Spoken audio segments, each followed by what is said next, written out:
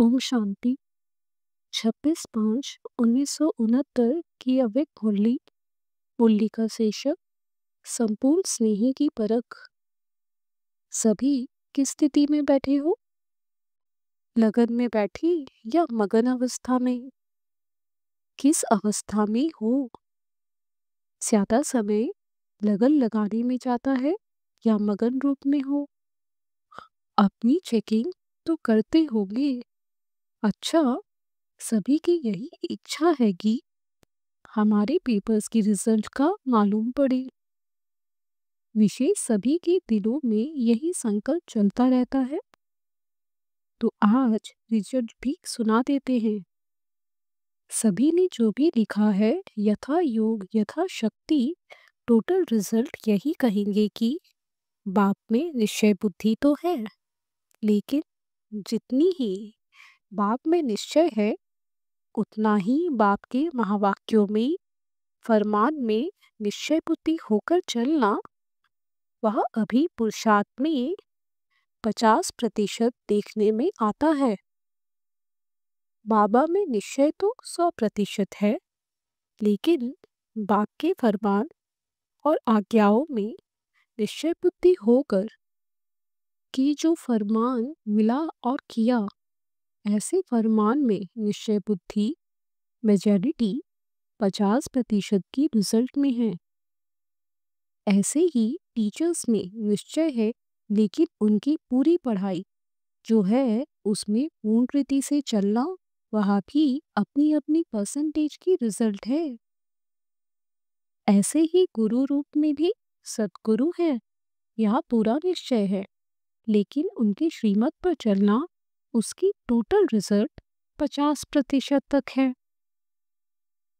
सिर्फ बाप टीचर सद्गुरु में निश्चय नहीं, लेकिन इस निश्चय के साथ साथ उनके फरमान, उनकी पढ़ाई और उनकी श्रीमत पर भी संपूर्ण निश्चय बुद्धि होकर चलना है। इसमें कमी है जिसको अभी भरना है।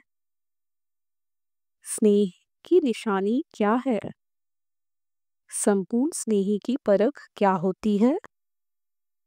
उनका मुख्य लक्ष्य क्या होता है?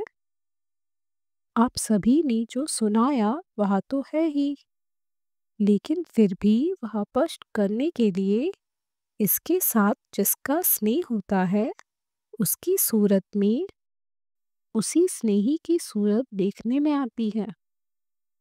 उसके नैनों से वही नूर देखने में आता है। उसके मुख से भी स्नेह के बोल निकलते।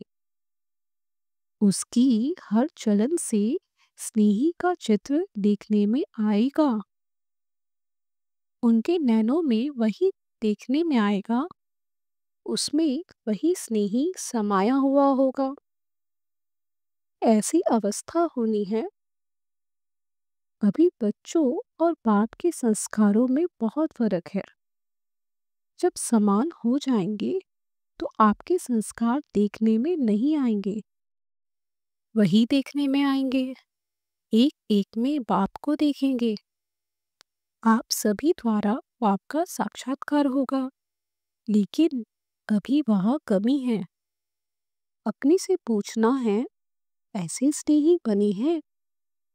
स्नेह लगाना भी सहज है। स्नेही स्वरूप बनना, यह है फाइनल स्टेज। तो पेपर की रिजल्ट सुनाई। एक तो यह कमी है। दूसरी बात, जो सभी ने लिखा है उसमें सहन शक्ति की जो रिजल्ट है वह बहुत कम है। जितना सहन शक्ति होगी उतनी सर्विस में सफलता होगी।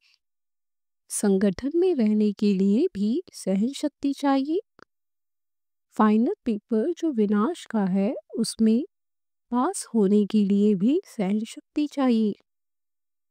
वहाँ सहन शक्ति की रिजल्ट मेजॉरिटी में बहुत कम है, इसलिए उसको अब बढ़ाओ। सहन शक्ति कैसे आएगी?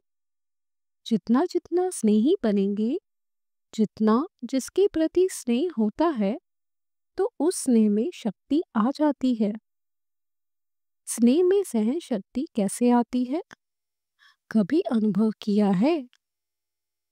जैसे देखो, कोई बच्चे की माँ है, बच्चे पर आपदा आती है, माँ का स्नेह है, तो स्नेह के कारण उसमें सहन शक्ति आ जाती है।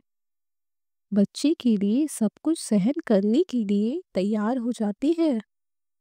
उस समय स्नेह में कुछ भी अपने तन का और परिस्थितियों का कुछ फिक्र नहीं रहता है। तो ऐसे ही अगर निरंतर स्नेह रहे तो उस स्नेही प्रति सहन करना कोई बड़ी बात नहीं है। स्नेह कम है इसलिए सहन शक्ति भी कम है। यहाँ है आप सभी के पेपर के रिजल्ट। अब एक मास के बाद रिजल्ट देखेंगे। वहाँ 3 मास बाद पेपर आता है।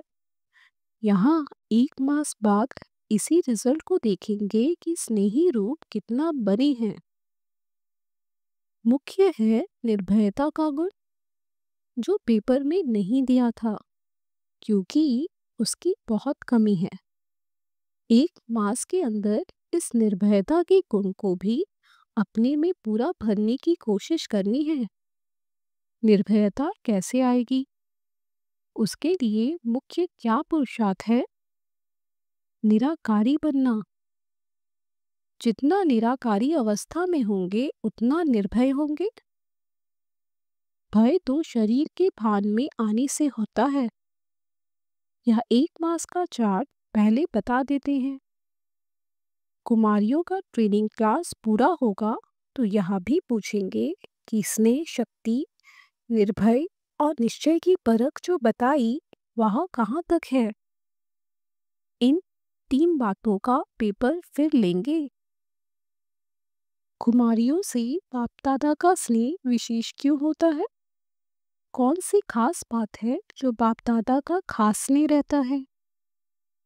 क्योंकि बाप दादा समझते हैं अगर इन्हों को ईश्वरीय स्नेह नहीं मिलेगा तो और किसी के स्नेह में लटक जाएगी।